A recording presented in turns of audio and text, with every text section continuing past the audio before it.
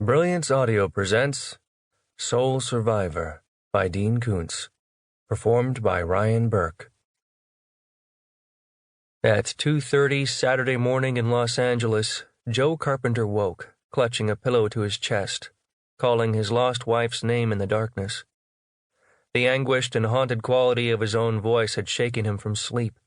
Dreams fell from him not all at once, but in trembling veils, as attic dust falls off rafters when a house rolls with an earthquake. When he realized that he did not have Michelle in his arms, he held fast to the pillow anyway. He had come out of the dream with the scent of her hair. Now he was afraid that any movement he made would cause that memory to fade and leave him with only the sour smell of his night sweat. Inevitably, no weight of stillness could hold the memory in all its vividness. The scent of her hair receded like a balloon rising, and soon it was beyond his grasp. Bereft, he got up and went to the nearest of two windows. His bed, which consisted of nothing but a mattress on the floor, was the only furniture, so he did not have to be concerned about stumbling over obstructions in the gloom. The studio apartment consisted of one large room with a kitchenette, a closet, and a cramped bathroom, all over a two-car detached garage in Upper Laurel Canyon. After selling the house in Studio City, he had brought no furniture with him, because dead men needed no such comforts. He had come here to die. For 10 months, he had been paying the rent, waiting for the morning when he would fail to wake. The window faced the rising canyon wall, the ragged black shapes of evergreens and eucalyptuses. To the west was a fat moon glimpsed through the trees, a silvery promise beyond the bleak urban woods. He was surprised that he was still not dead after all this time. He was not alive, either. Somewhere between. Halfway in the journey. He had to find an ending, because for him, there could never be any going back.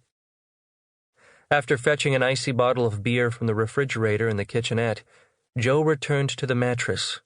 He sat with his back against the wall. Beer at 2:30 in the morning. A sliding down life. He wished that he were capable of drinking himself to death.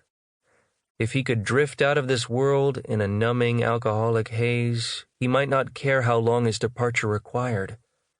Too much booze would irrevocably blur his memories, however, and his memories were sacred to him. He allowed himself only a few beers or glasses of wine at a time. Other than the faint, tree-filtered glimmer of moonlight on the window glass, the only light in the room came from the backlit buttons on the telephone keypad beside the mattress. He knew only one person to whom he could talk frankly about his despair in the middle of the night, or in broad daylight. Though he was only 37, his mom and dad were long gone. He had no brothers or sisters. Friends had tried to comfort him after the catastrophe, but he had been too pained to talk about what had happened, and he had kept them at a distance so aggressively that he had offended most of them.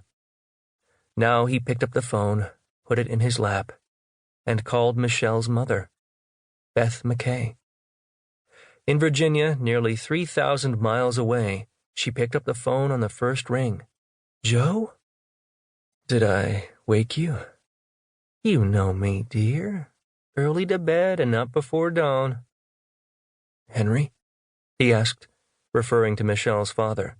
"Oh, the old beast could sleep through Armageddon," she said affectionately.